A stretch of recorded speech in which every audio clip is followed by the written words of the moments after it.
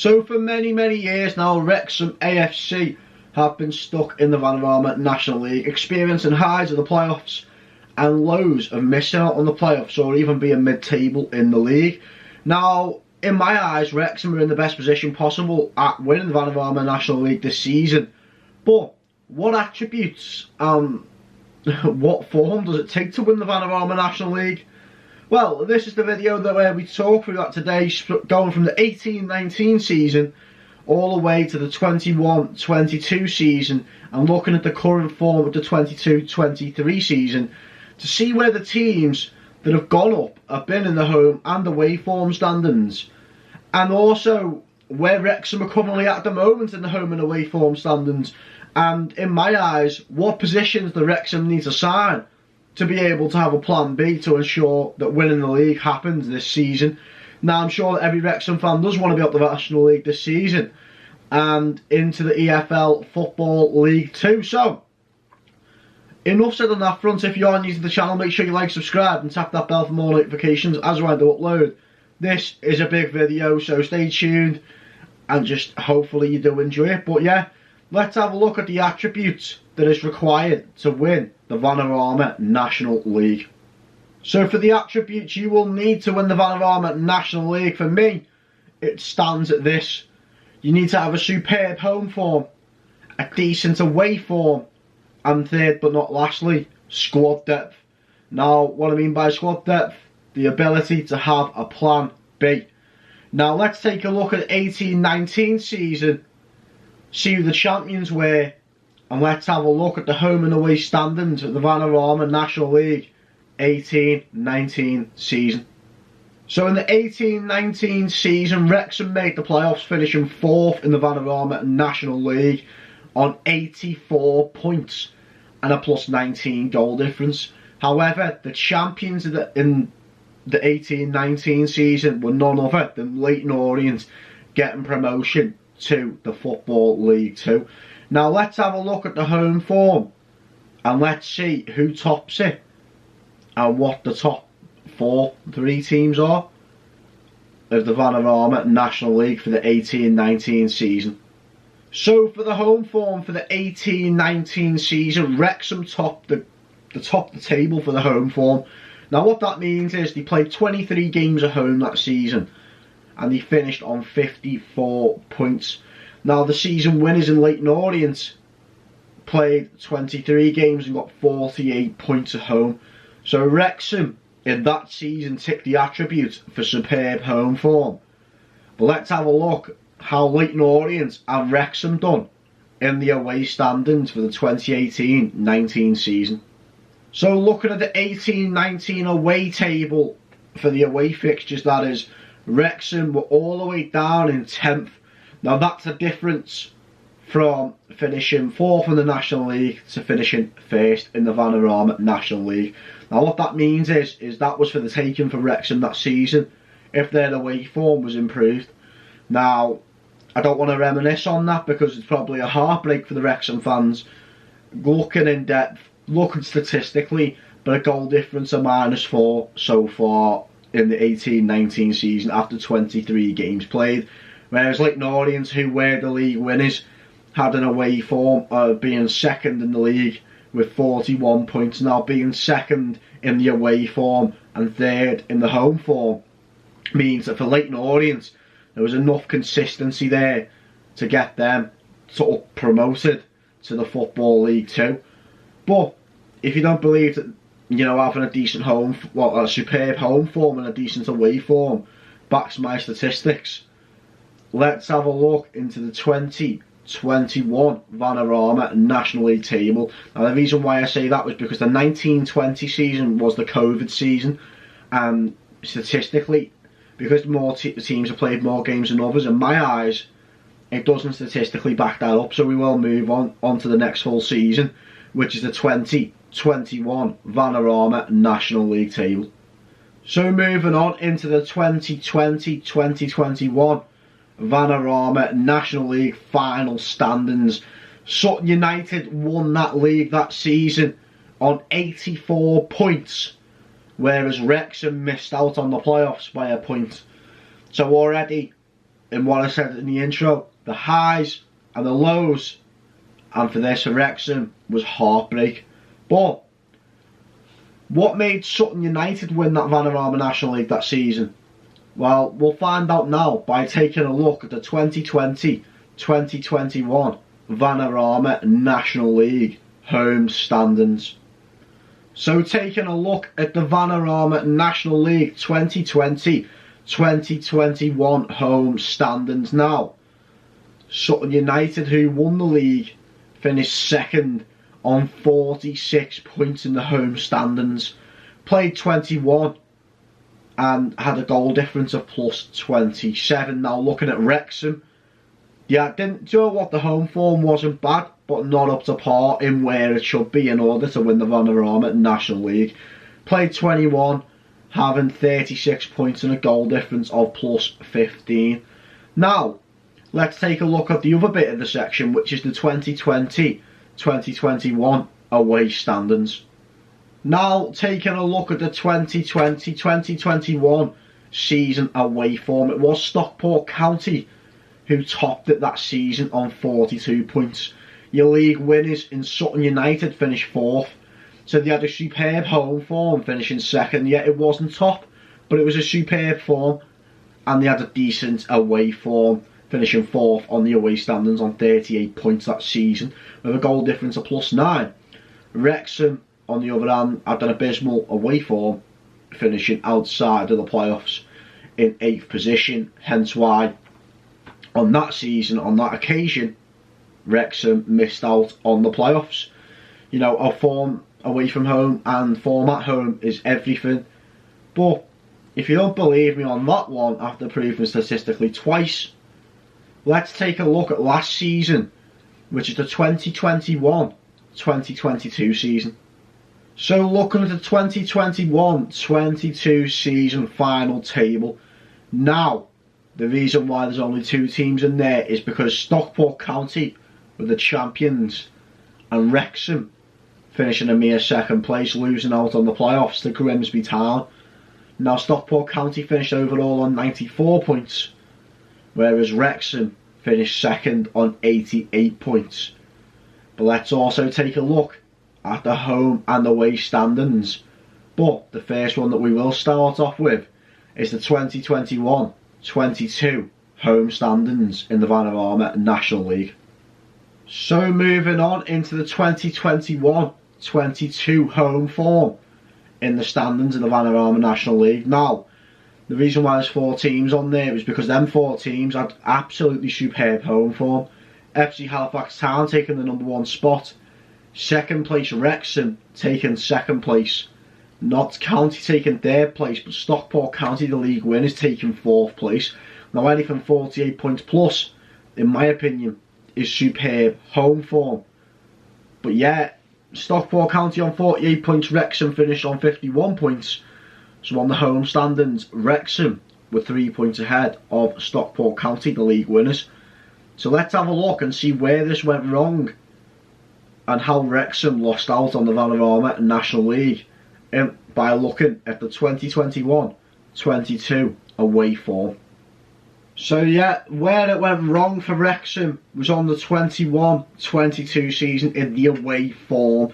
Now what I mean by that is, if you look on the screen in front of you now, Stockport County finished top very consistently, 22 games played, 46 points. You know, and Wrexham were finished 3rd, playing 22 games, but finishing on 37 points. Hence why Stockport County were victorious for the Vanarama National League in the 21-22 season. But let's take a look at this season. How are Wrexham doing in the home form and the away form in the Vanarama National League this season? So the current standings in the Vanarama National League stand at this. Chesterfield in 1st, played 9 and are on 21 points. Wrexham, on the other hand, the game that they did lose was to Chesterfield away from home, and they are on 20 points. Both played the same amount of games. But what separates Wrexham from Chesterfield at this time and moment? Let's take a look at the 23 season home form. So looking at the 2022-23 season in the home form, you'd look at it as nothing separates them at the moment, because Wrexham are actually above Chesterfield in the home standings.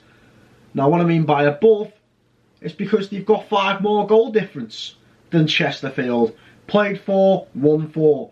Now the reason why Bromley are top is because they played the game more than both Wrexham and Chesterfield at home, and they are on 13 points. But there's got to be some separation there, surely. So let's take a look at the 2022-23 season in the away form. So looking at the 2022-23 season in the away form, the separation comes at this. Because Chesterfield, who are currently top of the Vanarama National League, are in 3rd on 9 points, currently unbeaten away from home.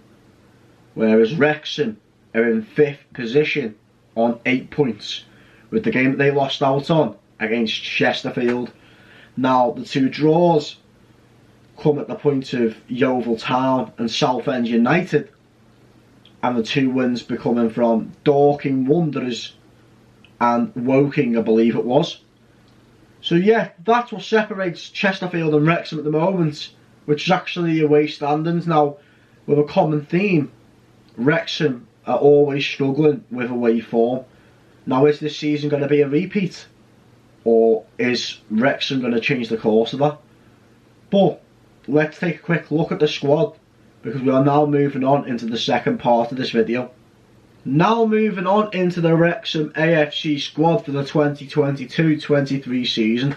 But just a quick note, the signing of Kai, Calderbank Park, and also the academy players are not in the squad, just due to reasons of I wouldn't want to overfill the squad in terms of this video, so we will stick to the main first teamers.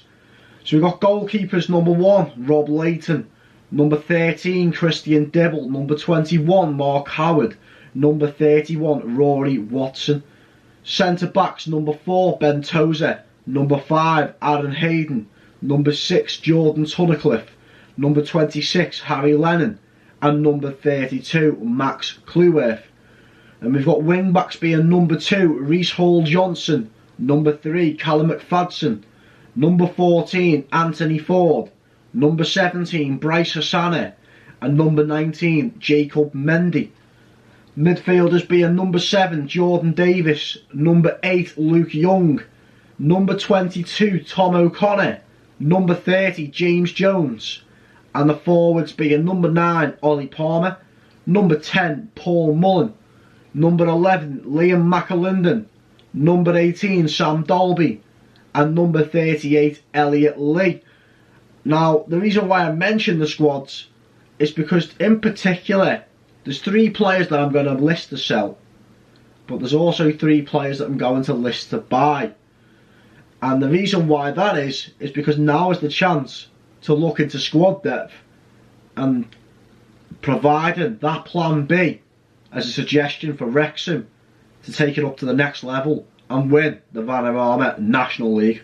So the 3 players I would sell go as this: number 2, Reece Hall Johnson; number 11, Liam McAlinden; and number 13, Christian Dibble. Now, reasons for that is because it's shortening the squad, but the plan B suggesting the players that I would sign. But let's have a look at what positions I feel that Wrexham currently need at this time and moment. So the positions that I feel that Wrexham would actually need is both a right winger, a left winger, and an extra central midfielder, just due to the injuries of Tom O'Connor. Now, people could say to me, Jebbo, Liam McAlinden can play on the wing, but clearly Phil Parkinson doesn't think that he's good enough. So let's have a look at the first out of the 3 players that I would suggest for Wrexham to buy in the the winter window. So the first signing goes on screen for you as follows: Tyrone Marsh being the first player that I would sign for Wrexham. He's 28 years of age, plays for Boreham Wood, and his position is left wing. Stats from last season in all competitions excluding the FA Trophy: games played 49, 11 goals, 1 assist, 7 yellow cards and 0 red cards. and he played a total of 4,245 minutes last season. Now, stats this season, all competitions, excluding the FA Trophy again, but I do believe there's no FA Trophy games that Tyrone Marsh should have played in anyway, goes as follows: 8 games played, 4 goals, 2 yellow cards, and 54 minutes played. So, looking statistically this season, Tyrone Marsh scores 1 goal every 2 games. So yeah, that's the signing I'd put for left winger. But who would I put Wrexham to sign as the right winger? So the right winger position would be on screen for you now, as in Reece Brown from Wealdstone. He's 26 years of age and he plays on the right wing. Stats last season in all competitions excluding the FA Trophy: 29 games played, 6 goals and 3 yellow cards, and a total minutes of 1,792. Stats this season in all competitions: 9 games played, 5 goals, 2 yellow cards, and a total of 607 minutes played. So yeah, he's high flying at the moment. I do believe he's in the top 10 in the Golden Boot standings currently in the Vanarama National League. Only to improve, hopefully. But there's one more signing I did mention. I want Wrexham to sign a central midfielder to provide that cover for James Jones or Luke Young. So, who is it? And that guy is Callum Guy, 25 years of age, from Carlisle United in the EFL Sky Bet League 2. Position can play as a defensive midfielder or just a central midfielder in general. Stats that season, all competitions: 39 games played, 2 assists, 9 yellow cards, so shows he likes to get stuck in. Played a total of 3,333 minutes last season, but this season he has played 8 games, 1 goal, and played a total of 715 minutes in all competitions. So they're the 3 players that I'd like Wrexham to sign, or just a suggestion for Wrexham to sign. What are your guys' thoughts on that? Let me know in the comments section down below. But for now, let's take a look at the last lineup that Phil Parkinson used, which was the lineup that Wrexham had against Southend United at the Roots Hall football stadium. So the lineup that Phil Parkinson used against Southend, which we will call the Plan A, the only plan in my opinion that Phil Parkinson has got, goes as follows: Mark Howard in goal, a back 3 of Aaron Hayden, Ben Tozer, Max Cleworth, Anthony Ford at the right wing back, Jacob Mendy left wing back, which leaves James Jones and Luke Young in the central midfield. Playing in that attacking number 10 position, Jordan Davis, which leaves Paul Mullen and Ollie Palmer up front. Now don't get me wrong, on paper and at the racecourse ground, it's a phenomenal lineup. I wouldn't change it for the world. But another reason why I wouldn't change it is because in my eyes, Wrexham have no plan B. But with the 3 players that I predicted Wrexham to sign, I've come up with a plan B for Phil Parkinson. So let's take a look at the plan B that I've suggested for Phil Parkinson. And the plan B lineup comes at this now. Reason why I call it a plan B, because it's exactly what it says, a plan B. Now the reason why is because not everybody's going to be 100% match fit to play a Tuesday night. People are going to have points to prove. But in this formation allows you to have a plan B and be able to even switch back to the 5 at the back that Phil Parkinson loves. Now we'd have Mark Howard in goal, Anthony Ford right back with Aaron Hayden and Max Cleworth centre halves, with Jacob Mendy left back. 4-3-3 formation this is, by the way, with Luke Young and Callum Guy as the central midfielders, with Elliot Lee as that attacking number 10. Leave him as a free roam, in my opinion, it'd be phenomenal anyway. Which puts Reece Brown on the right, Tyrone Marsh on the left, and Paul Mullen up top. In my eyes, Paul Mullen will always have the fitness over Ollie Palmer, so in them Tuesday night games, in my opinion, if you need to rotate, why not? Let me know in your thoughts in the comments section down below. And what plan B would you use? What lineup with 3? If you could sign 3 players, what would that lineup be? But for now, guys, it's time to move on into the final part of this video. Now the final part of this video stands. If you have enjoyed the video, make sure you like, subscribe and tap that bell for more notifications as when I do upload. And I just want to thank everybody as well for 1,000 subscribers on this channel. Now reaching that milestone is absolutely insane, and long may the Wrexham content, the footballing content and the matchday vlogs continue. But until next time, guys, I shall see you on the Wrexham versus Torquay United preview.